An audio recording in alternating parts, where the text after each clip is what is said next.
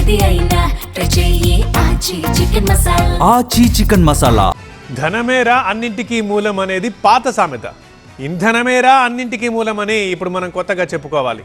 ప్రపంచం మొత్తం అనుకోవాల్సి వస్తుంది. అలా ఉంది పరిస్థితి కూడా. పెట్రోల్, డీజిల్, ఎల్పిజి, సిఎన్జి పేరేదైనా సరే ఇవన్నీ బతుకు బండిని నడిపించే ఇంధనాలే. ఇప్పుడు వీటి కొరతతో బతుకు బండి ఆగిపోతోంది. సామాన్యుడి బతుకు చిత్రం చితికిపోతోంది. ఆకాశంలో ఎగిరే విమానాల నుంచి నేల మీద పరుగులు తీసే వాహనాల దాకా అన్నింటికీ బ్రేకులు పడే పరిస్థితి వచ్చింది. సామాన్యుడి బతుకు బండికి కూడా బ్రేకులు పడే దుస్థితి దాపురించింది. ఇప్పుడు పడకేసిన వ్యవసాయం,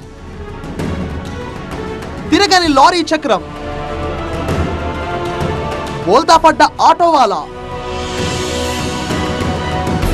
కుయ్యో మర్రో అంటున్న ఆక్వాకల్చర్, టూ వీలర్ తో టూ మచ్ ట్రబుల్, బతుకు బండికి బ్రేకులు. ఆ రంగం ఈ రంగం లేదు. పెట్రోల్, డీజిల్, సిఎన్జి, ఎల్పిజి మీద ఆధారపడ్డ అన్ని రంగాలు అడ్డంగా కుదేలయ్యాయి. వాటిని నమ్ముకుని బతుకు బండిని లాగిస్తున్న కోట్లాది మంది జీవితాలు అగమ్య గోచరంగా మారాయి. ఇంధనం లేనిదే ఒక్క నిమిషం గడవదు, ఒక్క బండి నడవదు. అలాంటిది తెలుగు రాష్ట్రాల్లో ఇంధనం కొరతతో జనం విలువిల్లాడిపోతున్నారు. అన్ని రకాల రవాణా సేవలు స్తంభించిపోతున్నాయి.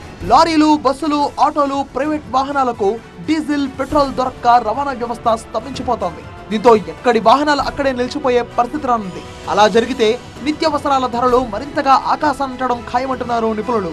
మరోవైపు పెట్రోల్, డీజిల్ కొరతతో నిర్మాణ పనులు ఆగిపోతున్నాయి. ఇక రోజువారీ కూలీలు, ఆటో డ్రైవర్ల బాధ అయితే వర్ణనాతీతం.